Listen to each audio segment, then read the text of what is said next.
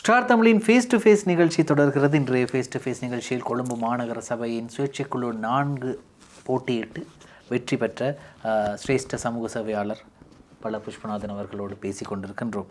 இந்த நேரத்தில் இன்னொரு முக்கியமான விஷயம் ஒன்று இருக்கின்றது. இந்த தமிழ் அரசியல் தலைவர்கள் இருக்கிறார்கள். நிறைய அரசியல் கட்சிகள் உருவாக்கப்பட்டு பிறகு சில கட்சிகள் இல்லாமல் போய்விட்டது. இன்னும் சில கட்சிகள் இருக்கின்றது. கொழும்பு மாவட்டத்திலே அல்லது கொழும்பு மாவட்டத்திலிருந்து ஒரு பாராளுமன்ற உறுப்பினர் இன்னும் ஏன் எங்களுக்கு இந்த இந்த நிகழ்ச்சிக்கு வர எல்லார்ட்டையும் நான் கேட்குற கேள்வி, ஏன் எங்களுக்கு இதுவரை அனுப்ப முடியவில்லை? ஏற்கனவே அனுப்பியிருக்கிறாங்களே. அது மகேஸ்வரனும் மனோ கணேசனும் அனுப்பியிருந்தாங்க. அதுக்கு பிறகு யாருமே இல்லையே. அதுக்கு அவங்க 2 பேரும் தான். அப்போ மகேஸ்வரன் உயிரோடு இல்லை. ஆமாம், அவர் ஏன் வரலைங்கிறது மனோ கணேசன் தான் பதில் சொல்லணும். நம்ம மக்கள் தெரிவு செஞ்சு தான் அனுப்பியிருக்கிறாங்க. மக்கள் மேலே குறை சொல்லாங்க. ஏன்னா நான் என்ன சொல்கிறேன்னா, இப்போ எங்களை கூட மக்கள் தேர்ந்தெடுத்து அனுப்பியிருக்காங்க. அதில் ஒரு விஷயம் சொல்கிறேன், நான் எங்களுக்கு சரியான வகையில் அந்த நேரத்தில் எங்களோட விண்ணப்பங்கள் ஏற்றுக்கொள்ளப்பட்டிருந்திருந்தா நிச்சயமாக நாங்கள் 10 பேர் 15 பேர் வந்திருப்போம். எங்களோட விண்ணப்பம் நிராகரிக்கப்பட்டதுனால நாங்கள் வழக்கு போட்டு வழக்கு மூலியமாக தான் நாங்கள் திரும்ப 9 நாள் தான் சேவிஸ் நாங்கள் பிரச்சாரம் பண்ணோம். தேர்தல் பிரச்சாரம் சரியாக 9 நாள் தான் பிரச்சாரம் பண்ணோம். அந்த 9 நாளில் 2 கிடச்சி எங்களுக்கு பெரிய விஷயமா நினைக்கிறோம். அப்படியா இருந்தால் இவங்கெல்லாம் வந்து ஆரம்பத்திலேயே வெற்றி பெற்ற பிறகு பிரச்சாரம் பண்ணி அவங்க ஏன் வரலைங்கிறது நீங்கள் அவங்கள்ட்ட தான் அந்த கேள்வியை கேட்கணும்.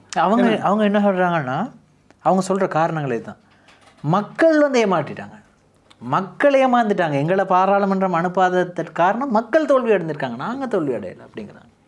இது அது அவங்க சொல்கிற பதில் இல்லை. எனக்கு அதை நான் அப்படி புரிஞ்சுக்கலாம் நான் முடியலை. காரணம் என்னன்னு கேட்டால், மக்கள் தோல்வி அடையலை, மக்கள் வந்து தோல்வி அடையலை. ஏதோ ஒரு அதுக்கு என்ன சொல்கிறதுனா, ஒரு விருப்பம் இல்லாத காரணமோ இல்லை அவங்க ஏதோ போயிட்டு இப்போ நீங்கள் சொன்னீங்கல்ல 2 பேர் வந்து 3 பேர் மாற்றி போட்டாங்க, அவங்க நினச்சதை அவங்களுக்கு சொந்தமாக செய்ய முடியலைன்னு சொல்லி அந்த மாதிரி ஏதோ எண்ணங்கள் எதோ இருந்திருக்கலாம். அதை பற்றி நான் சொல்ல வரல. ஒரு தலைவர் ஒரு முறை போட்டியிட்டு வெற்றி பெற்ற பிறகு அடுத்த முறை அவர் வெற்றி பெறுவதற்கான முயற்சிக்கு வரணும்.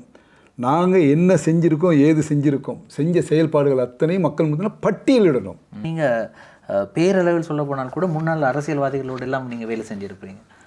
பிபி தேவராஜ் அவர்கள், செல்லசாமி அவர்கள் எல்லாம் ஒரு காலத்திலே கொழும்பிலே யாருடைய ஆதிக்கமும் இல்லாத காலத்திலே அவர்களது ஆதிக்கம் இருந்தது. திடீரென்று அவர்களுடைய அந்த காலம் முடிந்த பிறகு அந்த கட்சிகள் உடைந்து விட்டது. ஏன்னா பேரளவில் சொல்லி எங்கள் தொழிலாளர் காங்கிரஸ் கொழும்பிலே அதனுடைய ஆதிக்கத்தை செலுத்த முடியாமல் இருக்கின்றது. மலையகத்திலே அவர்களுடைய மலையகத்தில் கூட இன்று கூட அவர்கள் ஐக்கிய தேசிய கட்சியின் மூலமாக தான் வெற்றி பெற்று பாராளுமன்றம் வருகிறார். ஜீவன் தொண்டமான் சேவலிலே வெற்றி பெற முடியாது. அது ஏன் அந்த காரணம்? தமிழர்களது சுய சின்னத்தில் அல்ல தமிழர்களது சொந்த சின்னத்தில் ஒரு கட்சியின் சொந்த ஏன் எங்களால் தனிப்பெற்று வெற்றி பெற முடியாது? ஒரு அனுபவசாலியாக உங்களிடம் கேட்குறேன். அதுக்கு தான் முதல்ல உங்களுக்கு பதில் சொன்னேன். அவங்கள்ட்ட கேளுங்க. காரணம் என்னென்னா, நான் இப்போ வந்த பிறகு நான் என்ன செஞ்சுருக்கேன்னு பட்டியலிடணும். இன்னென்ன வேலை செஞ்சு கொடுத்துருக்கேன், இந்த வேலை செஞ்சு வெறுமனே பேசி நான் மேடையில் பேசுகிறேன் அதில் பேசுகிற முக்கியம் இல்லை. நான் என்ன செஞ்சுருக்கேன். அடுத்த எலெக்ஷனுக்கு நான் போகும்பொழுது இந்த பாருங்கள், எனக்கு என்னை நம்பி அனுப்புனீங்க, என்னால் மாநகர சபையில் இந்த மாதிரி என்னென்ன வேலைகள் கேட்டிருந்தீங்க, இந்த வேலையை செஞ்சுருக்கேன், இந்த வேலை செஞ்சுருக்கேன், இந்த வேலை செஞ்சுருக்கேன் அப்படி நான் சொல்லணும். சொல்லி அதுகளை வச்சு தான் ஓட்டு கேட்கணுமே தவிர அதை செய்ய போகிறேன், இதை செய்ய போகிறேன், எதிர்காலத்தில் அதை செய்வேன், இதை செய்வேன் என்று ஓட்டு கேட்டால் மக்கள் ஏமாறுற காலம் முடிந்து விட்டது. ஒவ்வொரு கையிலும் இன்றைக்கு மொபைல் இருக்கிறது. அதை வைத்து இவர்கள் என்ன செய்திருக்கிறார்கள் கண்டுபிடித்து விடுவார்கள். பொய் சொல்ல முடியாது. அப்போ அதுக்கான காரணம் அவர்களே தவிர மக்கள் என்று நான் சொல்ல மாட்டேன். இன்றும் கொள்கிறேன், மக்கள்கள் இப்பொழுது முட்டாள்கள் அல்ல. 100க்கு 100% இல்லாவிட்டால் 100க்கு 75% மக்கள் நல்ல சுய சிந்தனையோடு இருக்கிறார்கள். அப்போ ஆகவே அவர்கள் இனி வரும் காலங்களில் தெளிவாக இருக்கிறார்கள். அப்படிங்க தெளிவாக இருக்கிறார்கள். யாருக்கு வாக்களிக்கணும், யாருக்கு வாக்களிக்கணும் இல்லை, யாரை தெரிவு செய்யணும், யாரை தெரிவு செய்ய வேண்டும் என்று அவங்க தெளிவாக இருக்கிறாங்க. இவர் மக்களுக்கு சேவை செய்கிறார், இவரை தெரிவு செய்யலாம், இவரை தெரிவு செய்யக்கூடாது என்று இருக்கிறார்கள். ரைட். இப்போ உங்களுடைய திட்டங்கள் எல்லாம் நீங்கள் முன் வச்சு நீங்கள் அனுரகுமார் திசாநாயக்கவை சந்திக்கும் போது பேசினதாக சொன்னீர்கள். எங்களுக்கு நிறைய திட்டங்கள் இருக்குது, உங்களோட எங்களுக்கு எந்த விதமான டீலும் இல்லை. எங்களுக்கு நீங்கள் எங்களுடைய மக்களுக்கான பிரச்சனையை நீங்கள் செஞ்சு தாருங்க. சில நேரம் ஏதோ ஒரு காரணத்தினால் அவரால் செய்ய முடியலை, அல்லது கொழும்பு மாநகர சபையின் மேயரால் உங்களுக்கு அந்த ஆனால் கிடைக்கிற அந்த ஒதுக்கீடு கிடைக்கும், அதையும் தாண்டிய சில வேலைகள் இருக்குதானே, அது செய்ய முடியலை. அப்போது உங்களோட முடிவுகள் என்னவாக இருக்கும்? சட்ட ரீதியாக செய்ய முடிய வேலைகளை அவர்கள் செய்து கொடுக்க வேண்டும். சட்டத்துக்கு அப்பால் பட்ட வேலைகளை நாங்களும் கேட்கக்கூடாது. அதை நாங்கள் சட்டத்துக்கு அப்பால் பட்ட வேலை இதையும் தாண்டிய வேலைகள் இப்போ நீங்கள் கொழும்பு மாநகர சபை உட்பட்ட பிரதேசத்தில் நிதி ஒதுக்கீடு இருக்குது. ஆமாம், அதை வச்சு நீங்கள் செஞ்சிடலாம். இப்போ அவிசா வேலையில் வந்து ஒரு பாடசாலை சம்பந்தமான ஒரு பிரச்சனை. ஏற்கனவே உங்களுடைய குழுவின் தலைவரான கேடி குருசாமி அவர்கள் மேல் மாகாண சபை உறுப்பினராக இருந்தவர். அப்போ கேட்குறாங்க, குருசாமி சார் இதை எப்படி சரி செஞ்சுட்டாங்க எங்களுடைய பாடசாலைக்கு. ஆனால் அதை குருசாமி அவர்கள் கல்வி அமைச்சரோடு பேசி அருணி அமரசூரியோடு டிரெக்டாக பேசி செய்ய முடியாது. இது ஜனாதிபதியோடு தான் எங்களோட டீல் மீனிங் ஜனாதிபதியோடு தான் நீங்கள் பேசியிருக்கிறீங்க. அப்படியே ஒரு கட்டம் வந்தால் உங்களோட முடிவு எப்படி இருக்கும்? நாங்கள் முயற்சி எடுப்போம், அதுக்கான முயற்சி எடுப்போம். ஏன்னா நாங்கள் மாநகர சபையில் இருந்துக்கிட்டு மாகாண சபை வேலையை செய்ய முடியாது, பார்லிமெண்ட் வேலையும் செய்ய முடியாது. பெரிய ஒரு உதவி பண்ணியிருக்கிறீங்களே நீங்கள், அவருக்கு 2 ஆசனங்களை கொடுத்து அவருக்கு ஆதரவு தெரிவிச்சிருக்கிறீங்களே. நிச்சயமா அதுக்கு அவர் அந்த நன்றி கடனை செலுத்த வேண்டுமே. நிச்சயமாக செய்ய வேண்டும், அதில் எந்த விதமான மாற்று கருத்தும் இல்லை. அவரோட இருக்க அத்தனை பேருக்கும் அவர் செய்யணும், எதிர்கட்சியில் இருக்க மெம்பர்ஸுக்கும் செய்யணும். ஏன்னா அவர் வந்து ஒரு கட்சிக்கான தலைவர் அல்ல, நிச்சயமாக சரியா, நாட்டுக்கான தலைவர். நாங்கள் பார்க்குறது அப்படி தான், அவர் வந்து ஒரு நாட்டுக்கான தலைவர் தான் பார்க்கும். அப்போ நாட்டுக்கான தலைவருங்கிறபொழுது அவர் எல்லாருக்கும் செய்யணும்.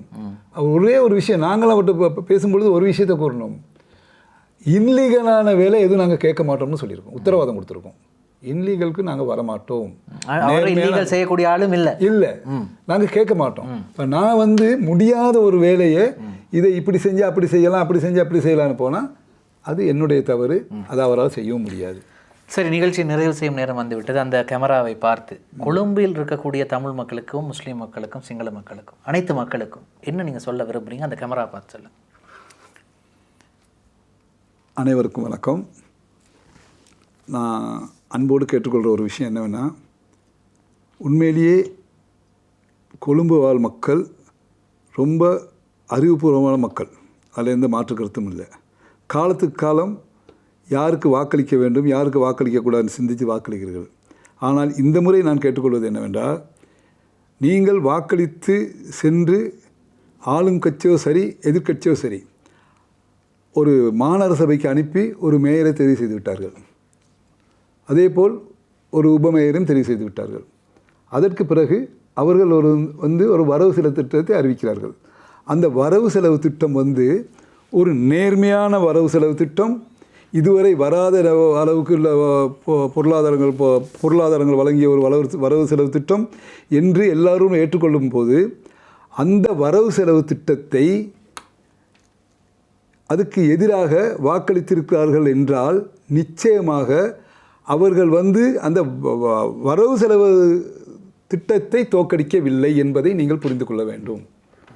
இது ஒரு அரசியலாக கருதி இந்த இடத்திலே வந்து இவங்களுக்கு நாங்கள் ஒரு எதிர்ப்பு காட்ட வேண்டும், எங்களுக்கு இந்த கொழும்பு மாநகர சபையில் உங்களுக்கு இல்லை, இது எங்களுக்கு தான் என்று நிரூபிக்க வேண்டும் என்ற நோக்கத்திலே அவர்கள் எல்லோரும் ஒன்று சேர்ந்து இந்த இடத்திலே அது செய்கிறார்கள். ஏனென்றால் தொடர்ந்து பல காலமாக கொழும்பு மாநகர சபை வேறு ஒருவருக்கு சென்றதே இல்லை, உங்களுக்கு தெரியும். அப்படியாப்பட்ட நிலையிலே இதை இந்த முறை போலது அவங்களுக்கு ஒரு பெரிய மனக்குறை, அந்த மனக்குறையை இப்படியாவது தீர்த்து கொள்வோம் என்று தீர்த்து கொண்டிருக்கிறார்கள். எனவே எதிர்வருங்காலத்திலே நீங்கள் ஆளும் கட்சியோ எதிர்கட்சியோ உங்களுக்கு யார் சேவை செய்கிறார்களோ அவர்களை மாத்திரம், அது நானாக இருந்தாலும் சரி வேறு யாராக இருந்தாலும் சரி, அவர்களுக்கு மாத்திரம் வாக்களித்து அவர்களை வெற்றி பெற வைக்க வேண்டுமே தவிர கட்சி சார்பு இவர் அந்த கட்சி இந்த கட்சி என்று செய்யாதீர்கள். எந்த கட்சியாக இருந்தாலும், எங்கள் கட்சியிலும் ஆளுங்கட்சியில் இருந்தாலும் கூட உங்களுக்கு சேவை செய்யாவிட்டால் அவரை நிராகரித்து விடுங்கள், சரி, எதிர்கட்சிக்கு வாக்களியுங்கள் என்று நான் கூறி விடைபெறுகிறேன். நன்றி, வணக்கம். அருமையான ஒரு விடயத்தை கூறி முடித்திருக்கின்றார் கொழும்பு மாநகர சபையின் சுயேட்சை குழு 4 உறுப்பினரும் அதே போன்று சிரேஷ்ட சமூக சேவையாளரும் ஆகிய பல புஷ்பநாதன் அவர்களுக்கு இந்த நிகழ்ச்சிக்கு வருகை தந்தமைக்கு எங்களுடைய நன்றிகளை இந்த நேரத்தில் தெரிவித்துக் கொள்கின்றோம். அதேபோல் எங்களையும் ஒரு உறுப்பினராக ஏற்றுக்கொண்டு அழைத்ததுக்கு ரொம்ப நன்றி தெரிவித்துக்கொண்டு விடைபெறுகிறேன். நன்றி. நன்றி. ஸ்டார் தமிழின் ஃபேஸ் டு ஃபேஸ் நிகழ்ச்சி இத்துடன் நிறைவு பெறுகிறது. மற்றும் ஒரு ஃபேஸ் டு ஃபேஸ் நிகழ்ச்சியில் உங்கள் அனைவரையும் சந்திக்கும் வரை விடைபெறுகின்றேன். நன்றி, வணக்கம்.